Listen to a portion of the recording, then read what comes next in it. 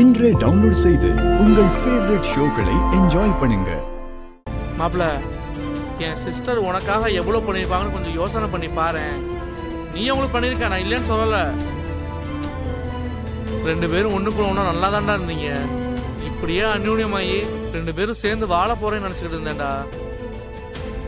ஆனால் இன்னைக்கு நீயே சிஸ்டர் வீட்டு விட்டு அனுப்ப காரணமாயிட்டியாடா. சரி ஓகேடா, விடு. நம்ம கடைசி என்ன பேசணும்? சிஸ்டர் மனசுல உன் மேல அன்பு பாசம் இருக்கா தெரிஞ்சு சொல்லிதானே போனேன் அப்படியே தலையிலா மாறி சிஸ்டர் வீட்டை விட்டு அனுப்ப காரணமா இருந்திருக்க. கொஞ்சம் கூட நினைச்சு பார்க்கலாம் நீ இப்படி பண்ணுவேன்னு. பாவண்டா சிஸ்டர், அவங்க மனசு எவ்வளவு வேதனைப்பட்டிருக்கும்.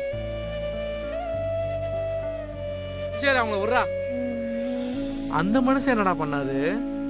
உன் மாமனாரு உன் மேல எவ்வளவு பாசம் வச்சிருந்தாரு, அவரையும் அவமானப்படுத்தி வெளியே அமைச்சிருக்கீங்க. அப்ப கூட நீ கை கட்டி வெறிக்கதான் பார்த்துட்டு இருந்தேல, என்ன எதுவுமே நடக்காத மாதிரி பாக்குற? ஏதாவது பேசுறா மாப்பிள.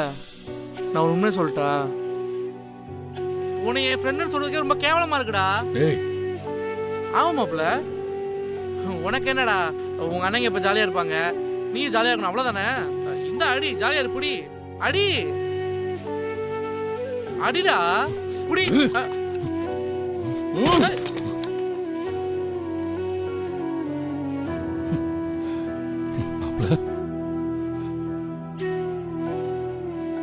நீயாவது என் நிலைமைய புரிஞ்சு பண்ண நினைச்சேன்.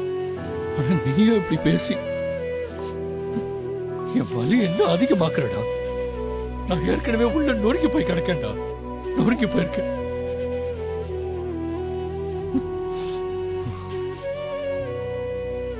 அச்சா சத்தியமா சொல்றேன்டா, இப்ப இந்த நிமிஷம் வரைக்கும் அவளை அனுப்பிட்டோமேங்கிற குற்ற உணர்ச்சி எனக்குள்ள இருந்து என்ன கொண்டுகிட்டு இருக்குடா.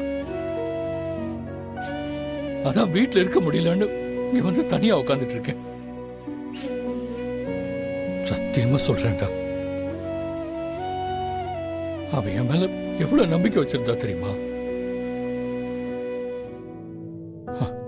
அவன் என் கைய பிடிச்சுக்கிட்டு நீங்க சொல்லுங்க, நான் இங்க இருந்து போகட்டுமான்னு சொன்னான். அவ கேக்குறப்போ அவ கண்ணை கூட என்னால பார்க்க முடியலடா. தயவு செஞ்சு என்ன போக சொல்லாதீங்கன்னு அவ கண்ணு ஏங்கிட்டு இருந்துச்சுடா.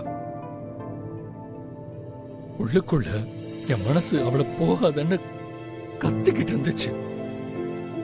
ஆனா அது என்னால வெளிய சொல்ல முடியலடா. ஏன் சொல்லல? சொல்றா, ஏன் சொல்லல? ஏன்னா என் முன்னாடி நின்னது என்னை இந்த அளவுக்கு வளர்த்து ஆளாக்குன என் அண்ணன்.